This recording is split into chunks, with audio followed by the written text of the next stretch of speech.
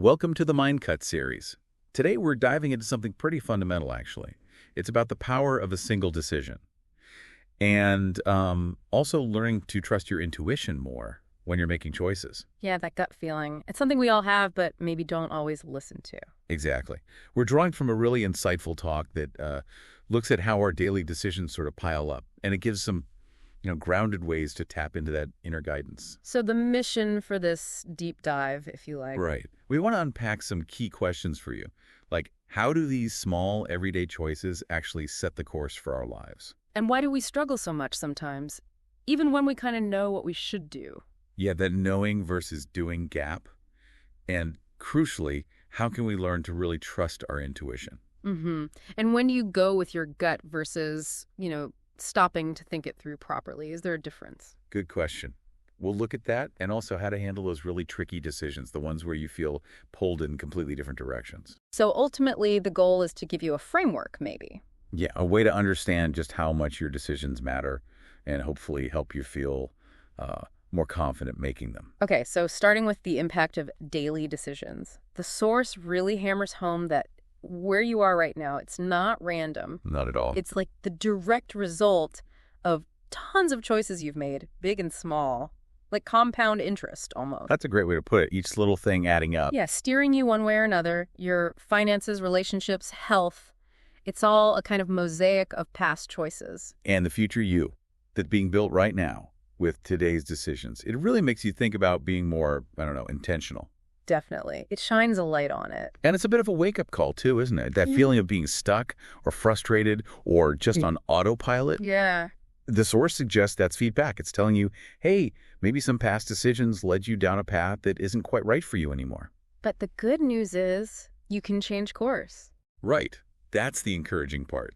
Conscious choices, even small ones, can start steering you differently towards something more aligned. And the sheer number of decisions is wild. Some studies say, 35,000 a day? It's staggering. No wonder we get decision fatigue. Exactly. And it shows why second-guessing every single one is just draining. It keeps you stuck. Right.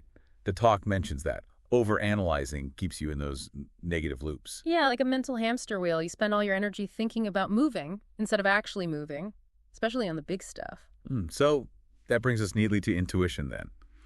How can we make decisions more confidently, maybe more efficiently? Well, the source uses this lovely description of tuition as an inner compass. Like a built-in GPS for your life. Pretty much. It helps you navigate all those thousands of daily choices. I like the analogy comparing it to a real compass. You know how a compass needle reacts to the Earth's magnetic field. Mm-hmm.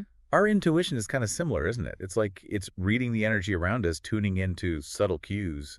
And trying to point you towards your true north, as the source puts it. Yeah, that feeling of being pulled towards something positive or maybe pushed away from something negative, that's intuition at work. That's the idea. And it's not magic, The talk explains it's actually quite sophisticated. Right, it draws on a bunch of things. Yeah, like your DNA, your past experiences, those gut feelings in your body, your brain processing things super fast beneath the surface, your emotions.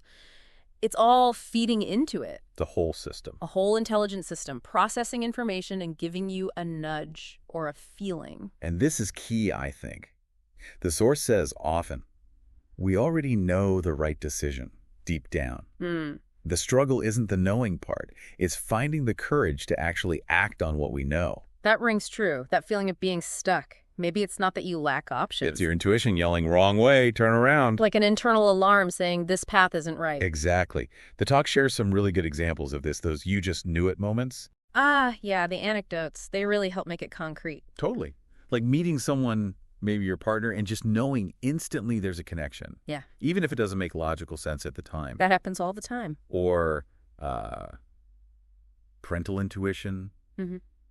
I shared my own story in the source material about my son, Oakley. Right, with his health. Yeah. When he was a baby, he had trouble feeding. Doctors initially said it was probably normal reflux or something. But I knew deep down something was seriously wrong. Even when the experts were reassuring you. Yeah. This feeling just wouldn't go away.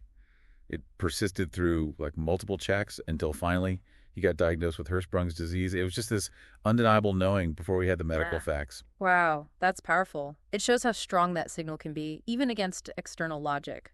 trusting that inner voice. Definitely. And then there's career stuff, too. You talked about taking a job at a corporate law firm right after law school. Seemed like the logical next step. Totally. Made sense on paper, needed to pay bills, all that. But from day one, just this awful feeling of dread, this sense of this is not it. Even without another plan. Exactly. No clear alternative. Just this overwhelming internal feeling that it was wrong for me, long before my brain could really process why or what to do instead. So intuition often gets the truth before the logical mind pieces it together. That's what it feels like, which leads to a really practical point the source makes. Which is? When do you act on that gut feeling right away, and when do you need to pause and think things through more carefully? Ah, yes. The gut check versus deliberation. Right. How do you know which is which? Well, the talk suggests you need to quiet your mind for a second. Really drop into your body and feel the decision. Feel it physically. Yeah. Does it feel expansive? Like open? Maybe even a bit exciting? Even if there's fear, that's often alignment. Okay, expansive. Or does it feel constricting, heavy, draining? That's usually a sign it's not aligned with your intuition. That physical check-in is crucial then, moving beyond just thinking about it. Absolutely. And here's another really useful distinction the source makes. Go on. Intuition often tells you what you need to do. The core direction. Right. But your brain, that's the tool for figuring out the when and the how. Ah, I see. So intuition gives the destination, the brain plans the route. Kind of, yeah. It's a partnership. You don't ditch logic. You use intuition for the what's and your brain for the when and how to implement it. Okay, that makes sense. But what about those really messy decisions where the right thing feels, well, wrong? Because it might hurt people. Yeah, the conflicted ones. That's where it gets really tough, doesn't it? Totally. And the source points out something important. The decision that's truly aligned with you might initially feel awful because of the potential fallout for others. This is where we get paralyzed. The fear of disappointing people, causing pain. It's huge. The example in the talk is brutal, someone thinking about calling off their wedding weeks before. Oh, man. Yeah. All the concern swirling, letting down family, losing deposits, breaking their fiancé's heart, people being angry. It's an immense weight. Agonizing is the word. And maybe from the outside, if there's real dread, calling it off seems right for the individual long term. Objectively, maybe. But the immediate emotional storm makes acting on that intuition incredibly hard. The source uses a great analogy for this. The GPS in the rainstorm. That's the one. Your emotions are the storm blinding rain, wind, making it hard to see. Okay. But your intuition is the GPS, still quietly showing the true direction, the way to your destination. So you have to trust the GPS even when the weather, your emotions feels terrible right now. Exactly. Trust the guidance despite the immediate discomfort. We often choose what feels less painful now, even if it means more pain later for ourselves or others. And it touches on seeking advice too, right? When we ask others about these big, hard decisions. Often the talk suggests you already know what you need to do. You're not really looking for the answer. You're looking for courage, reassurance. Yeah, seeking backup, help to handle the emotional fallout you anticipate. Which is totally understandable, by the way. It's hard. It really is. Yeah. Which brings us to the role of those emotions again. The source says it's vital to try and settle them before deciding. Yes, because your brain is weighing your emotional state when it makes choices. So if you're stressed or scared, research shows you're more likely to choose the easy path, the familiar one, or just avoid deciding altogether. You might repeat old patterns that don't serve you. And not deciding is a decision, isn't it?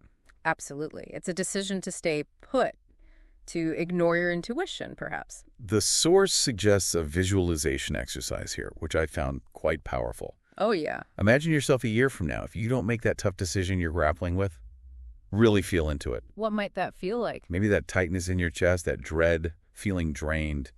Really connect with those potential negative feelings of staying stuck. Okay, and then? Then contrast it. Imagine making the hard choice, moving towards alignment. What positive feelings might come up, even if it's scary at first? A sense of openness, liberation, energy. Exactly. Even with fear, there might be this underlying sense of relief or rightness. Yeah. That comparison can be a real motivator. It helps clarify the long-term cost of inaction versus the potential gain of courageous action. Which leads nicely into this idea the source calls the let them theory. Ah, you let them. Let them be upset, let them be confused, let them react however they're going to react to your decision. Okay, so don't let the fear of their reaction paralyze you. Exactly.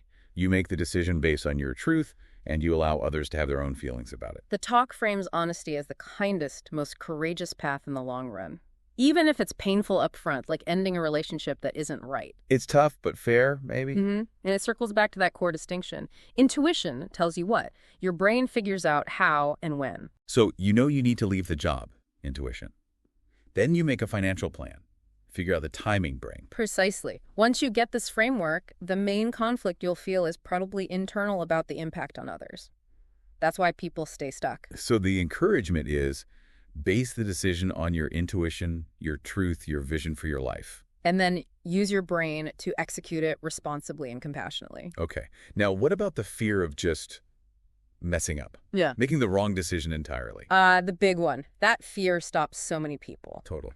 The source offers a really helpful reframe here. It asks you to trust your ability to handle the consequences, whatever they are. Trust yourself to navigate what comes next. Yes. And to see wrong decisions not as failures, but as learning experiences, unexpected detours. They lead you somewhere else, Yep. teach you something. Exactly. They provide information, redirection. Like my law firm job example.